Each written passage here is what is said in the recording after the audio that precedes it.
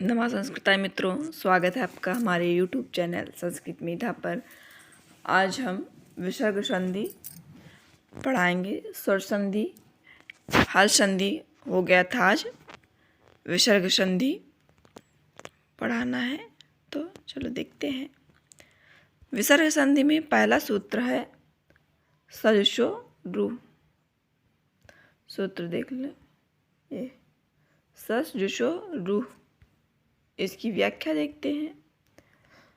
पदांत सा तथा सजुष शब्द के सा के स्थान में रा अर्थात रू हो जाता है। इस पदांत यहाँ पर खरवसार्जन्यो विसर्जनीय सूत्र लगेगा। इस पदांत रा के बाद खर प्रत्याहार अर्थात वर्गों के प्रथम और द्वितीय वर्ण तथा शाखा शाहा का कोई वर्ण हो अथवा कोई भी वर्ण ना हो तो रा के स्थान में विसर्ग हो जाता है। जैसे रामसधन पठति का रामर पठति हो, रामर फिर पठति होगा, विसर्ग होने पर रामा पठति होगा। जैसे रामस रामस होगा, फिर रामस का रामर होगा और रामर का राम रामा, विसर्ग होने पर रामा शब्द बनेगा। सजुष में भी सजुर होगा, फिर सजु होगा। एक बार फिर से देखते हैं इसकी व्याख्या।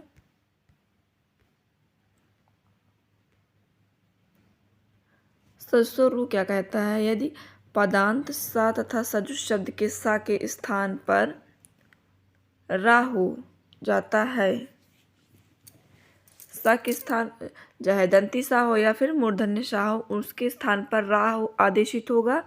और खर वसानयोर विसर्जनीय सूत्र क्या कहता है कि पदांत रा के बाद खर प्रत्याहार का वर्ण अर्थात वर्गों का प्रथम द्वितीय और शाखा साहा में से कोई वर्ण हो अथवा कोई वर्ण ना भी हो तो रा के स्थान में विसर्ग हो जाता है। तो रामस यहाँ पर सजसो रू से रा सा, इस सा को रामर हुआ। सजसो रू से सूत्र से रामर धन पठति होगा और खर वसानयो विसर्जनीय से रामा पठति शब्द बना। इसी प्रकार रामस धन रामस का सजसो रू से रामर हुआ और खर वसानयो से विसर्ग होकर के रामा शब्द बना। इसी प्रकार सजु भी बना। अब अगला सूत्र देखते हैं। विसर्जनीयस्य शाह। विसर्जनीय सूत्र क्या कहता है? यदि विसर्ग के बाद खर प्रत्याहार के वर्णों में से कोई वर्ण आवे तो विसर्ग के स्थान में सा हो जाता है। क्या कहता है कि यदि विसर्ग के बाद खर प्रत्याहार का वर्ण हो, खर प्रत्याहार के वर्णों में से अर्थात कोई भी वर्ण हो तो उस विसर्ग के स्थान पर सा आदेशित हो जाता है। सूत्र से समझते हैं।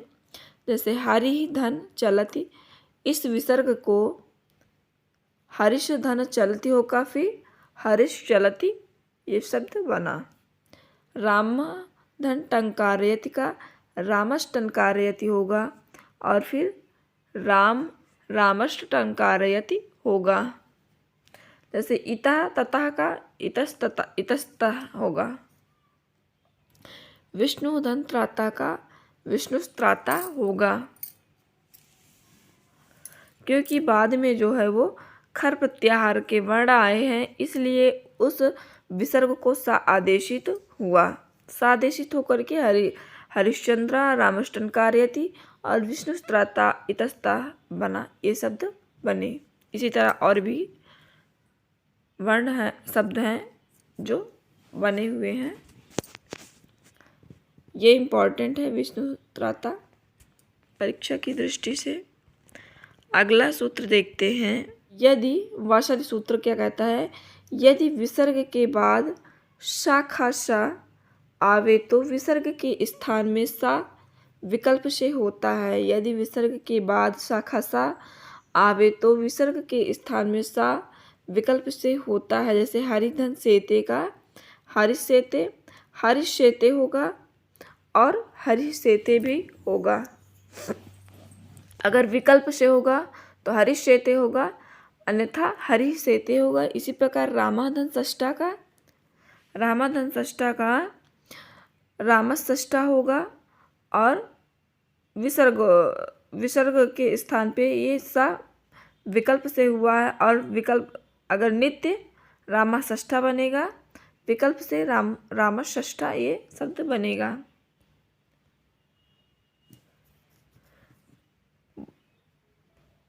कुप्यो कुप्यो का पौचा फिर ये, परंतु यदि विसर्ग के बाद का खा पा फा में से कोई वर्ण आवे तो विसर्ग के स्थान में या तो विसर्ग ही रहता है या फिर का खा के आगे जीवा मूली और पा फा के आगे उपधिमानीय हो जाता है। जैसे एका काका का एका काका होगा, अगर विसर्ग नहीं हटाएंगे तो एका काका ही होगा, और अगर विसर्ग हटा देंगे तो एक काका यहाँ पर जिह्वा मूल्य लग करके एक काका शब्द बना। इसी प्रकार सुधिया पाई का विसर्ग होने पर सुधिया पाई होगा और ये उपधिमानीय होने पर सुधिया पाई शब्द बना। अगला है सरपरे विसर्जनीय। सरपरे विसर्जनीय सूत्र क्या कहता है? परंतु यदि विसर्ग के बाद आने वाले खर प्रत्याहार के वर्णों के अनंतर सर अर्थात शा खाशा प्रत्याहार का कोई वर्ण आवे तो विसर्ग के स्थान में विसर्ग ही रहता है। यदि विसर्ग के बाद आने वाले खर प्रत्याहार के वर्णों के अनंतर सर प्रत्याहार का कोई भी वर्ण आवे तो विसर्ग के स्थान पर विसर्ग ही रहता है। जैसे का धन तशुरु का कह तशुरु होगा, यहाँ पर विसर्ग के स्थान में सा नहीं हुआ है। और घना घना छोभड़ा का यहाँ छो के पूर्व के विसर्ग का जीवा मूल्य नहीं हुआ है। अगला सूत्र है ये नमस् पुरुषोर गत्यो। नमस् पुरुषोर गत्यो सूत्र क्या कहता है? ककारादि खकारादि पकारादि और फकारादि धातुओं के पूर्व यदि नमः पूरा शब्द गति संज्ञक के रूप में आए या काखा पाफा आदि धातुओं के पूर्व यदि नमः तथा पूरा शब्द गति संज्ञक के रूप में आए तो इनके विसर्ग के स्थान में सा हो जाता है। इनके विसर्ग के स्थान पर सा हो जाता है, किंतु नमः को विकल्प से होता है और पूरा को नित्य रूप से गति संज्ञा होता है। नित्य रूप से गति संज्ञा होने के कारण नित्य रूप से जो पूरा है ये नित्य रूप से गति संज्ञा होने के कारण नमः के विसर्ग के स्थान में विकल्प से तथा पूरा के विसर्ग के स्थान में नित्य रूप से सा हो जाता है। नमः में विकल्प से सा होता है और पूरा में नित्य सा रहता है। उदाहरण से समझते हैं। जैसे नमः धन करोति का नमस् करोति होगा, क्योंकि यहाँ पर विकल्प से सा होगा। विकल्प से सा होने पर नमस् करोति होगा, अन्यथा नमः करोति बनेगा। लेकिन पूरा धन करोति का पुरुष करोति ही होगा, यहाँ पर पूरा करोति नहीं होगा, क्योंकि ये गति संज्ञक वर्ण है और पूरा में सा नित्य है, इसलिए यहाँ पर पुरुष करोति ही होगा। ये देखो इसमें अवश्य विसर्ग का सा होता है। पूरा धन प्रवेष्ट्यः। पूरा जो है यहाँ पे नगरियाँ अर्थात ये अव्यय पद नहीं है। पूरा प्रवेष्ट्या का पूरा प्रवेष्ट्या ही होगा, क्योंकि यहाँ पर पूरा के विसर्ग के स्थान में सा नहीं हुआ, क्योंकि पूरा यहाँ पर अव्यय नहीं है, यहाँ पे ये संज्ञा है। अगर अव्यय होता तब सा नित्य रूप से होता, या ये संज्ञा वर्ण है इसलिए यहाँ पर सा नहीं हुआ। अगला सूत्र देखते हैं। तिरछो अन्य तरह श्याम। तिरछो अन्य तरह श्याम क्या कहता है? यदि तिरस के बाद, यदि तिरस शब्द के बाद का खा फा फा आवे तो सा विकल्प से बना रहता है। यहाँ पर जो सा है वो विकल्प से रहता है। जैसे तिरस धन करोति, तिरस करोति भी होगा और तिरह करोति भी होगा। यहाँ पर विकल्प से तिरस करोति होगा और नित्य तिरह करोति शब्द बनेगा। यदि तिरस के बाद का खा फा फा आवे तो सा विकल्प से रहता है, अन्यथा नित्य रहता है। अन्य वर्ण आने पर नित्य रहता है। तो तिरस धन करोति का तिरस करोति या तिरह करोति होगा। क्योंकि तिरस के बाद का आया है तो इसलिए यहाँ पर जो सा होगा वो विकल्प से होगा, अन्यथा तिरह करोति बनेगा।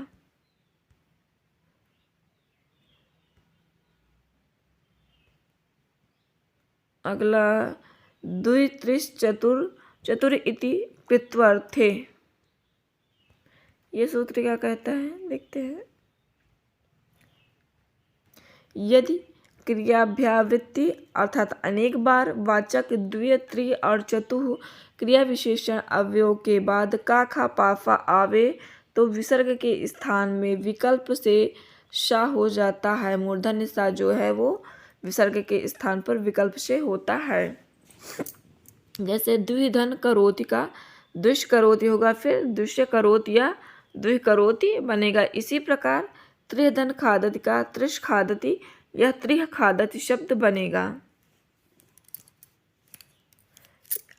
अगर विकल्प से बनेगा तो त्रिश खादति होगा, अन्यथा त्रिह खादति होगा। विकल्प से द्विष करोति होगा और ऐसे द्विह करोति बनेगा, शब्द बनेगा। चतुर्धन पठति का चतुष पठति होगा या चतुः पठति होगा। किंतु चतुर्धन कपाला यहाँ पर चतुष कपाला होगा, यहाँ पर चतुः कपाला नहीं होगा। क्योंकि चार कपालों से बना हुआ अन्य यहाँ चतुः क्रिया विशेषण अवयव नहीं है। यहाँ पर कशकादिषु चा वार्तिक से इस नियम से नित्य शत्व होता है। ये चतुष्कपाला इत्यत्र या कशकादेर आकृति गणत्वात्, ये तत्वबोधिनी का है। जो चतुष्कपाला में कशकादिषु चा वार्तिक से यहाँ पर सा जो होगा वो नित्य रहेगा। ये उदाहरण इम्पॉर्टेंट है, परीक्षा की दृष्टि से ये पूछा जा सकता है। चतुर्धन कपाला का चतुष्कपाला होगा कि चतुष्कपाला होगा, तो यहाँ पर चतुष्कपाला शब्द नहीं बनेगा, यहाँ पर चतुष्कपाला ही बनेगा। क्योंकि चार कपालों से बना हुआ अन्य यहाँ पर चतुः क्रिया विशेषण नहीं है, क्रिया विशेषण अवयव नहीं है, इसीलिए यहाँ पर चतुष्कपाला नहीं होगा, चतुष्कपाला ही होगा। आज के लिए बस इतना ही, फिर मिलते हैं अगली वीडियो में। तब तक के लिए धन्यवाद मित्रों। अगर वीडियो पसंद आई हो तो please like share and subscribe करें। धन्यवाद।